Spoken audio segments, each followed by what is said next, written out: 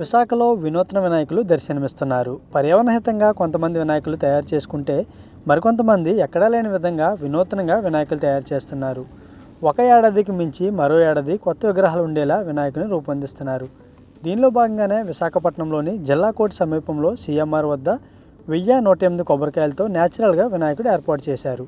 శ్రీకాకుళం జిల్లా వాసులతో న్యాచురల్గా ఈ కొబ్బరికాయలతో వినాయకుని తయారు చేశామని నిర్వాహకులు అంటున్నారు.